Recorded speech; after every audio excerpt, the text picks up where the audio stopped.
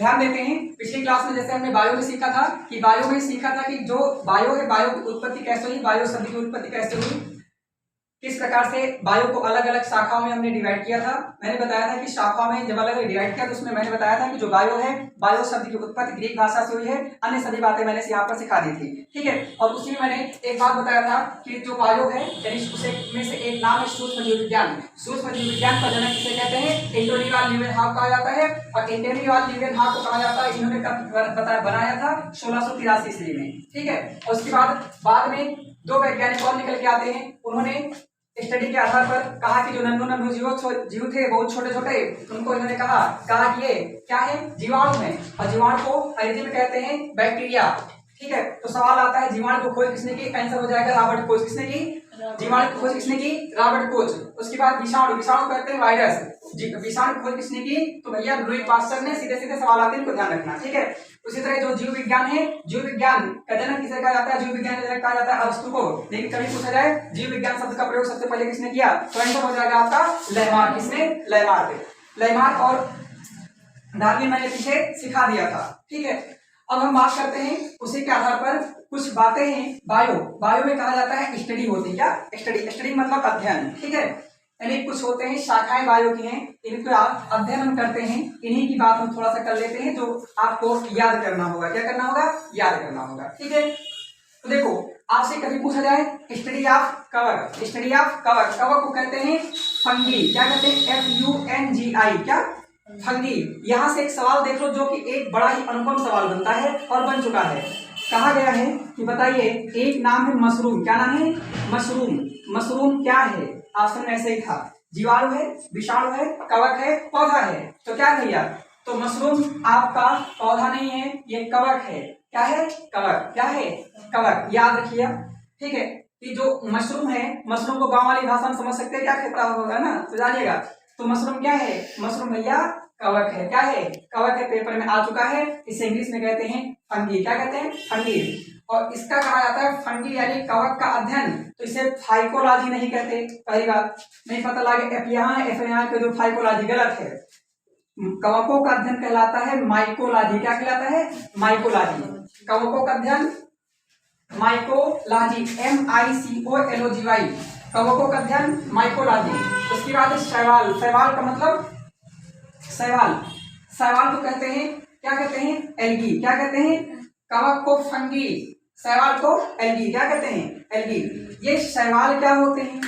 तो शैवाल जल की निचली सतह में जो उगने वाली वनस्पतियां होती हैं उन्हें शैवाल कहते हैं। इन्हें स्टडी के आधार पर कई भागों में बांटा जाता है, जिन्हें लाल, हरित, नील शैवाल कहते हैं, ठीक है। जिनमें मछलियों के लिए एक उत्तम भोजन होता है। क्या होता है? शैवालों में सबसे ज्यादा प्रोटीन पाई जाती है। समझे इन बातों को? समुद्री जो शैवाल होते हैं, ठीक है।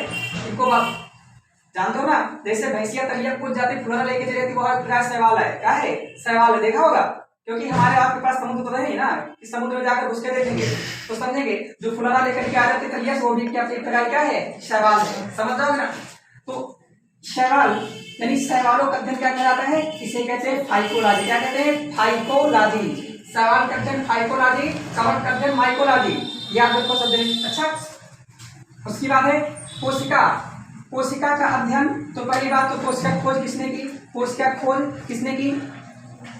हमने बताया था कि कोशिका की खोज कार्प पर की गई थी। और ये कौन किया था? Robert Hooke. किसने? Robert Hooke. लेकिन सजीव कोशिका की खोज किसने की थी?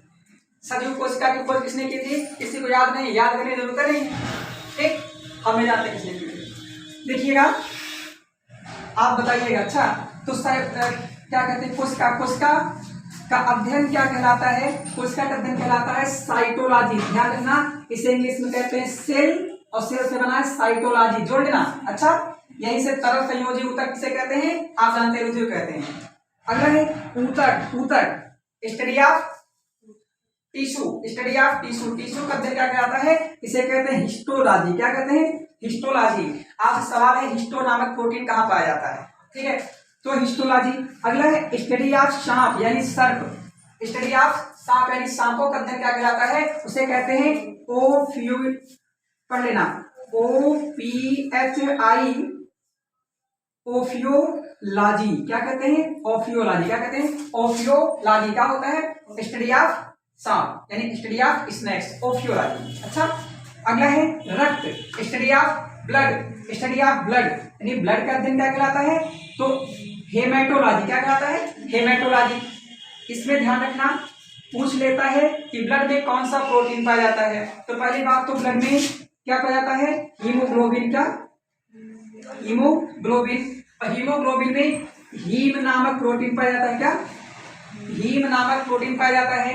हीमोग्लोबिन में क्या पाया जाता है? Fe नामक तत्व पाया जाता है। ठीक, Fe क्या होता है? आयरन। ठीक है, आप समझ जाएंगे। जिसकी ऑक्सीजन से क्रिया होती है, तो आप ऐसे ही जानते हैं कि जब लोहा की ऑक्सीजन से क्रिया होती है तो मुरझावा रंग बन जाता है ना, अर्थात लाल हो जाता है। ये इसमें से समझ जाएंगे। आया इसका बोल है, बाद बताएंगे, कितना लग जाएगा। तो ब्लड में कौन सा प्रोटीन? हीम नामक प्रोटीन। कौन सा तत्व? आयरन। ठीक है, और ब्लड का अध्ययन हेमेटोलॉजी, यही हीमोग्लोबिन जोड़ लेना। ठीक है, अगला स्टडी ऑफ हृदय, यानी हार्ट, स्टडी ऑफ हार्ट। हृदय का अध्ययन क्या कहलाता है? तो हृदय का अध्ययन कहलाता है कार्डियोलॉजी। क्या कहलाता है? कार्डियोलॉजी। हृदय का अध्ययन क्या कहलाता है? कार्डियोलॉजी। समझ जाओगे। अगला आपसे सवाल है कि मानव का जो हृदय होता है कितने चैम्बर में बटा होता है, आपको बताना होगा। ठीक है, हाँ, 4 से 4, 4 से चैम्बर, समझ पाएंगे ना। अगला स्टडी ऑफ वृक्क, जिसे कहते हैं किडनी, स्टडी ऑफ किडनी, यानी किडनियों का अध्ययन क्या कहलाता है? इसे कहते हैं नेफ्रोलॉजी। क्या? Nephrology, NEPHROLOGY, nephrology.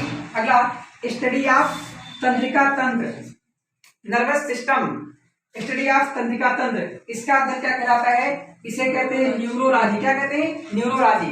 और इनका अध्ययन करने वाला न्यूरोलॉजिस्ट कहलाता है। ठीक, नेफ्रोलॉजिस्ट कहलाता है, कार्डियोलॉजिस्ट कहलाता है, हेमेटोलॉजिस्ट कहलाता है। सब IST जोड़ लेना, बन जाएगा।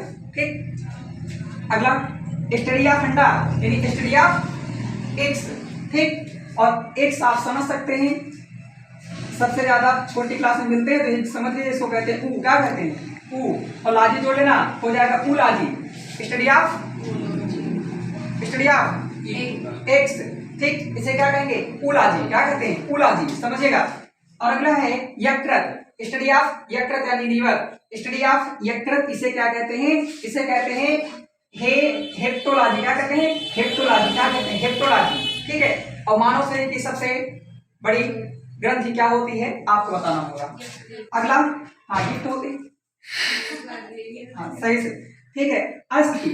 अस्थि माने होता है बोन्स, यानी study of bones, study of bones. इसे क्या कहते हैं? इसे कहते हैं, पढ़ लेना, ओस्टियोलॉजी। ओस्टियोलॉजी। आपसे सवाल है, जो अस्थि है, अस्थि आप जानते हैं बहुत अच्छी होती है ना।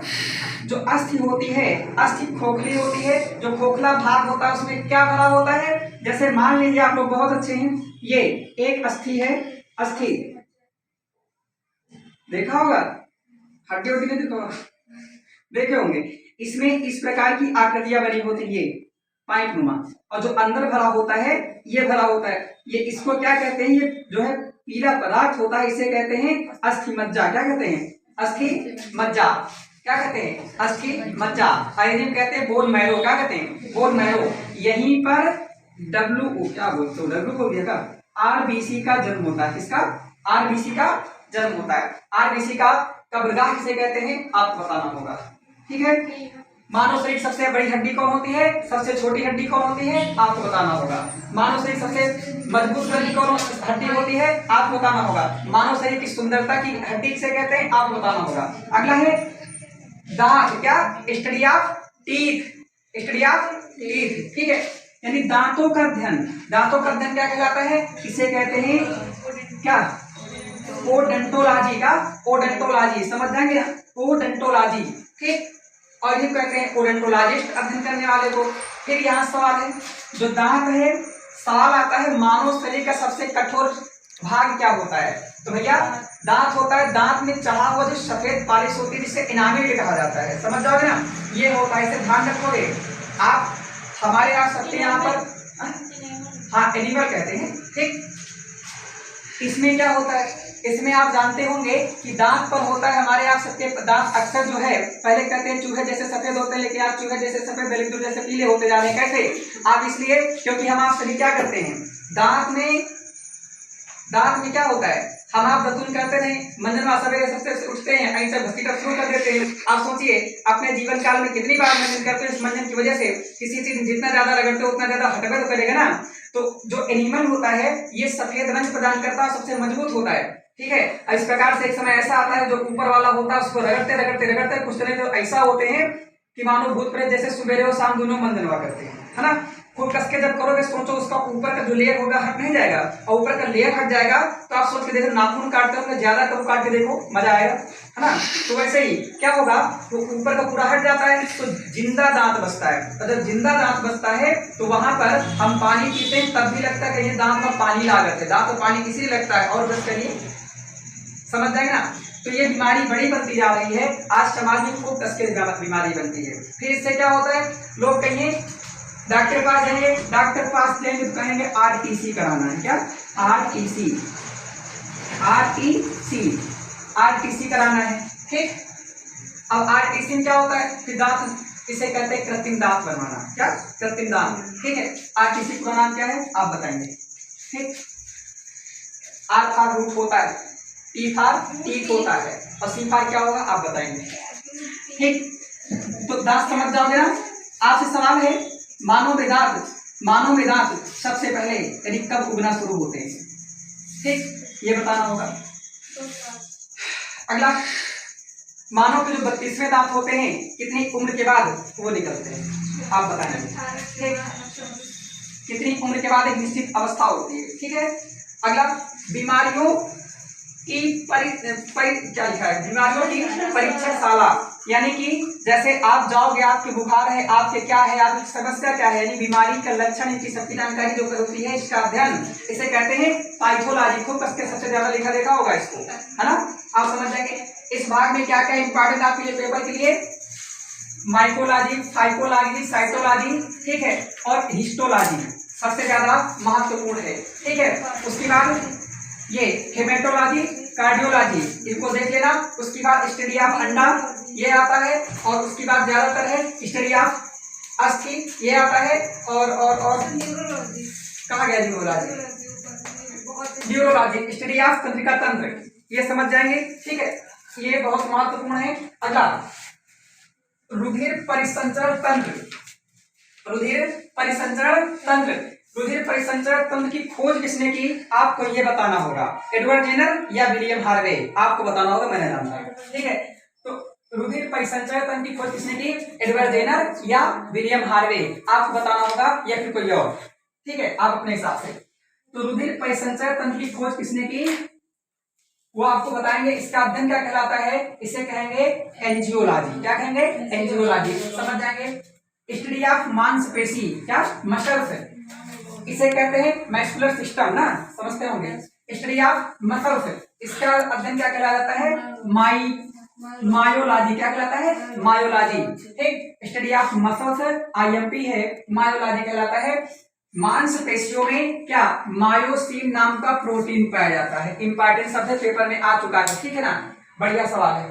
अगला, स्टडी ऑफ बर्ड्स यानी पक्षियों का अध्ययन, इसका पक्षियों का अध्ययन, इसे कहते हैं ऑर्निथोलॉजिस्ट, या अंग्रेजी का वन वर्ड के लिए इंपॉर्टेंट है, ठीक, अंग्रेजी के वन वर्ड के लिए इंपॉर्टेंट है, ध्यान रखना इसको, ठीक है। ऑर्निथोलॉजी क्या कहलाता है, ऑर्निथोलॉजी, समझ जाओगे।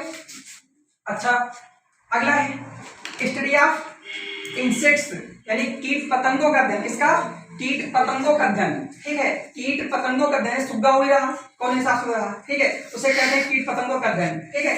तो इसे कहते हैं क्या लिखा है, एंटाइमोलॉजी, ENTYMOLOGY ना, एंटाइमोलॉजी, क्या कहेंगे एंटाइमोलॉजी का होता है कीट पतंगों का अध्ययन। स्टडी ऑफ चीटी, आंट्स, स्टडी ऑफ चीटी यानी आंट्स, इसे कहेंगे मिर्मिकोलॉजी, इंपॉर्टेंट है, ठीक, ध्यान रखना। स्टडी ऑफ आंट्स इसे कहेंगे क्या, मिर्मिकोलॉजी जी, ठीक है। आपको बताना होगा चीटी माटा सुरुटी कौन सा पाया जाता है, आप बताएंगे, ठीक है, हम नहीं जानते। Study of cancer, study of cancer, cancer को कहते हैं ओंकोलॉजी, और इसके अध्ययन करने वाले को ओंकोलॉजिस्ट। इंपॉर्टेंट है, पेपर में आता है। आपको बताना होगा कैंसर का उपचार करने के लिए किसका प्रयोग किया जाता है, कोबाल्ट 60 या यूरेनियम डेटिंग या फिर आयोडीन 131, आपको बताना होगा, मैं नहीं जानता। ठीक है, एक कैंसर में एक ऐसा कैंसर होता है जो जेनेटिक होता है, नहीं वंशानुगत होता है, वो कौन है, तो भैया एक कैंसर होता है जिसे हम कहते हैं ब्लड कैंसर। ब्लड कैंसर को वैज्ञानिक भाषा में ल्यूकोमिया कहते हैं। इंपॉर्टेंट क्या, ल्यूकोमिया कहते हैं। ठीक है, इसमें फिलाडेल्फिया क्रोमोसोम्स डिसीज के नाम से भी इसको जानते हैं। ये वंशानुगत होता है, इसे अंग्रेजी में ब्लड कैंसर कहते हैं। क्या कहते हैं, ब्लड कैंसर। समझ जाएंगे ना। आपको बताना होगा कैंसर जीवाणु से होता है या विषाणु से होता है। अगर जीवाणु से होता है तो क्या होता है, इसमें कोशिका एक जगह पर इकट्ठा बढ़ जाती है एकाएक। ठीक है, और एकाएक कोशिकाएं बढ़ जाती हैं। आप समझ सकते हैं, अगर यहाँ पर हो गया तो यहाँ पर इकट्ठा इकट्ठा इकट्ठा इकट्ठा इकट्ठा इकट्ठा निकलते होता चला आ जाएगा। ठीक है, और हो सकता है हिमालय पर्वत का बन जाए। समझ जाएंगे ना। तो यहाँ पर क्या होता है, सवाल आया है कि कैंसर बनता कैसे, इसमें कोशिकाओं का अनियमित बढ़ना। ठीक है, मुख्य कारण है। अगला फल, स्टडी ऑफ फल। ठीक है, ये फल इसे कहते हैं पोमोलॉजी। गलत ना करो, या फोमोलॉजी ना करियो करो। ठीक, स्टडी ऑफ फल क्या कहलाता है, पोमोलॉजी। अब उसकी बात है मछली। मछली का अध्ययन क्या कहलाता है, इसको आप पढ़ लेना। इसे कहते हैं इक्थियोलॉजी। क्या, ECHTHYOLOGY। ठीक है, इसे कहते हैं इक्थियोलॉजी। क्या कहते हैं, समझ जाएंगे। अगला है, अब कुछ कल्चर देख लीजिए, यानी खेती। आपसे पूछा जाए अंगूर की खेती क्या कहलाती है, तो अंगूर की खेती क्या कहलाती है, इसे कहते हैं विटीकल्चर। इंपॉर्टेंट है, क्या है कि जितने कल्चर लिखे हैं इंपॉर्टेंट का ध्यान रख लो। क्या कहते हैं, विटीकल्चर। विटीकल्चर मतलब क्या होता है, अंगूर की खेती। अगला होता है मछली पालन। मछली पालन क्या कहलाता है, पिसीकल्चर। ठीक है, मछली पालन क्या कहलाता है, पिसीकल्चर। समझ जाओगे, मछली पालन, पिसीकल्चर। रेशम, रेशम को कहते हैं सेरीकल्चर। क्या कहते हैं, सेरीकल्चर। रेशम क्या कहते हैं, सेरीकल्चर। रेशम को सेरीकल्चर कहते हैं। पेपर में सवाल आया है, रेशम का एक कीट लगभग 1 किलोमीटर रेशम पैदा करके जाता है मरने से पहले। हम आप तो भी नहीं कर पाते। ठीक है, इसलिए कहते हैं पढ़ाई वढ़ाई खूब कर से कर लेते, कम से कम जाए तो यहाँ से कम इंद्रासन के पास पहुंचे तो वहां कहे महाराज हम तैयार करके आए हैं। ठीक है, तो कम से कम उतना तो कर पाओ, नहीं पता लगे वहां में जाओ ये कुछ नहीं किया, इसको भगा दो यहाँ से। ठीक, तो समझिएगा। रेशम की खेती क्या कहलाता है, रेशम पालन, सेरीकल्चर। इसे शहतूत के पेड़ पर पाला जाता है। ठीक है, और सब्जी कल्चर, सब्जी कल्चर ठीक है, ओलेरीकल्चर। क्या कहते हैं, ओलेरीकल्चर। Olericulture, olericulture. ओलेरीकल्चर जो होता है ये सब्जी खेती कहलाती है। क्या कहलाती है, सब्जी खेती। सब्जी खेती में एक बात जान लीजिएगा, शाक भाजी अनुसंधान केंद्र यानी साग परीक्षण या सब्जी परीक्षण केंद्र कहाँ है, तो ध्यान रखियो वाराणसी। इसे अंग्रेजी में कहते हैं Indian institute of vegetable research centre. ठीक है, भारतीय शाक भाजी अनुसंधान केंद्र कहाँ है, ये वाराणसी में। कहाँ है, वाराणसी, जानते रहिएगा। ठीक है, और यहीं पर सब्जी में से एक नाम, इस सब्जियों का राजा उसे कहते हैं आलू। क्या कहते हैं, आलू। आलू कहते हैं। तो जो आलू है, आलू अनुसंधान केंद्र कहाँ है, तो भारतीय आलू अनुसंधान केंद्र कहाँ है, तो ये आपका शिमला में। कहाँ पर, शिमला। कहाँ है, शिमला में। एक स्थान है कुफरी। क्या नाम है, कुफरी। ध्यान रखना, क्या नाम है, कुफरी। कुफरी नाम का एक स्थान है, यहाँ पर इसका रिसर्च सेंटर है। समझ जाओगे, इसके नाम पर आलू की प्रजाति है कुफरी बादशाह। ठीक है, अगला नाम है बागवानी। बागवानी जो होती है, इसकी बागवानी में सब कुछ आ जाता है। अच्छा, फल है, सब्जी है, सब कुछ आता है, फूल है, सब जानते हैं। तो बागवानी इसे कहते हैं हार्टिकल्चर। क्या कहते हैं, हार्टिकल्चर। क्या कहते हैं, हार्टिकल्चर। और अगला है मधुमक्खी पालन। मधुमक्खी क्या कहलाता है, इसे कहते हैं एपीकल्चर। क्या कहते हैं, एपीकल्चर। मधुमक्खी पालन क्या कहलाता है, एपीकल्चर। समझ जाओगे आप। और एक होता है मधुमक्खी पालन, इसे क्या कहते हैं, एपीकल्चर। कोई समस्या, ये इतने कल्चर हैं जो आप याद रखे रहेंगे। कौन कौन, अंगूर विटीकल्चर, अंगूर विटीकल्चर, मछली पिसीकल्चर, रेशम सेरीकल्चर, सब्जी ओलेरीकल्चर, बागवानी हार्टिकल्चर। ठीक है, और ये लिखा है धूमक्खी मधुमक्खी होता है एपीकल्चर। अच्छा, गलत तो नहीं करोगे, उम्मीद करते हैं समझ में आया होगा। एक यही तरह याद आता है अवियरी कल्चर क्या होता है। अवियरी तो ये तरह बताओ क्या चलता है, चिड़ैया चलती है ना, जैसे कहेंगे चिड़ैया पालन, इमा कबूतर भी आएगा, मुर्गी भी आएगा, सब आएंगे। ठीक, तो पक्षीशाला इसको कहते हैं, क्या कहते हैं, पक्षीशाला, समझ जाओगे ना। तो भैया इसे अवियरी कहते हैं। ठीक, समझ जाओगे ना। एक इसी तरह आता है फौना, नाम सुने, फौना में आता है बकरी पालन, क्या कहता है, बकरी पालने वाला। ठीक है, आप समझ जाएंगे। तो बताओ मधुमक्खी पालन समझ में आया, उम्मीद करते हैं सारी बातें समझ में आई होंगी। इसमें क्या इंपॉर्टेंट है, रुधिर परिसंचरण की खोज करता मुख्य अहम है। ठीक है, और मांसपेशी अहम है, और इसके बाद चीटिंग पेपर के लिए बहुत जरूरी है, कैंसर सबसे इंपॉर्टेंट है। ठीक है, और इसमें ये कल्चर, इनको आप जरूर याद रखेंगे, अगर नहीं याद रखोगे तो गलत हो जाएंगे। ठीक है, एक सवाल यहाँ देख लीजिए, ये शार्ट फॉर्म में अगर आपके यूपी ट्रिपल एससी में आ जाए, गलत मत करना, इनका शार्ट फॉर्म जरूर याद रख लेना।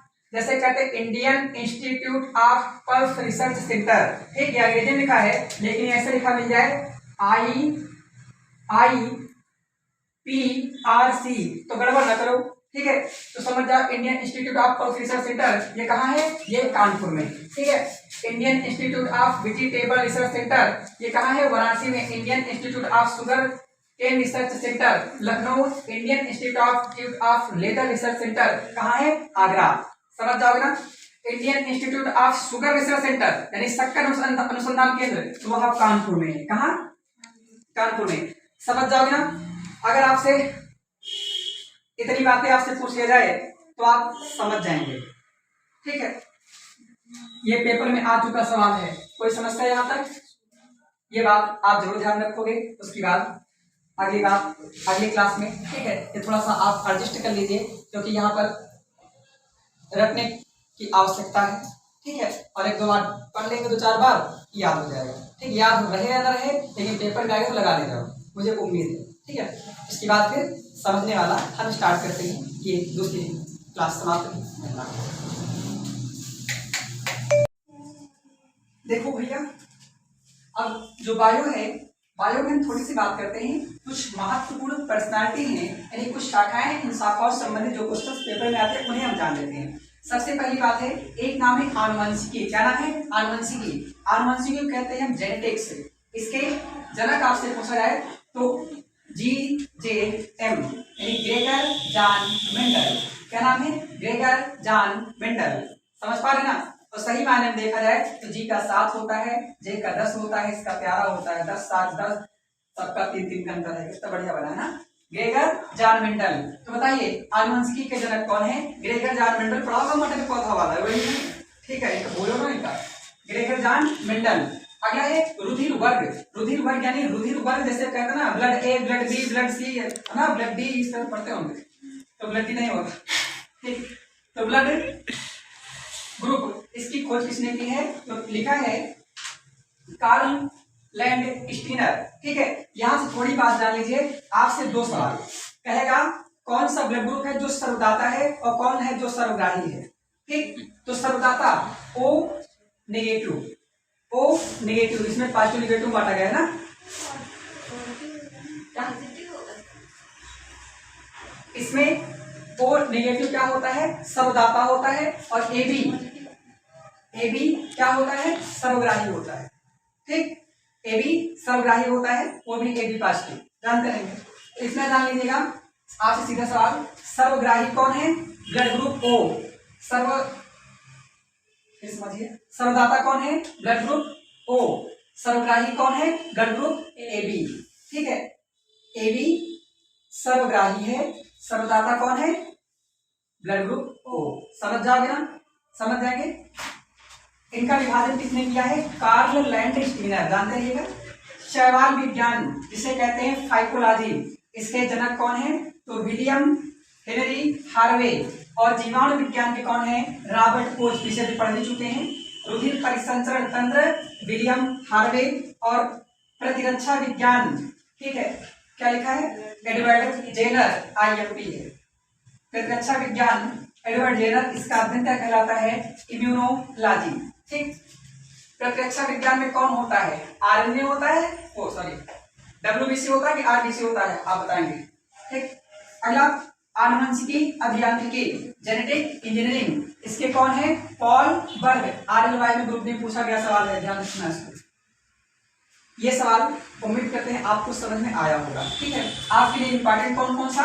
आनुवंशिकी, रुधिर वर्ग, इनको जरूर याद रखना होगा। रुधिर परिसंचरण तंत्र और प्रतिरक्षा विज्ञान, ये 4 हैं जो अहम हैं। ठीक, इन्हें ध्यान रखना होगा। आनुवंशिकी मेंडल और रुधिर वर्ग लैंड स्किनर, और रुधिर परिसंचरण तंत्र विलियम हार्वे, प्रतिरक्षा विज्ञान एडवर्ड टेलर, इन्हें जरूर याद रखना। ठीक है, उम्मीद करते हैं समझ में आया होगा। ठीक है, धन्यवाद।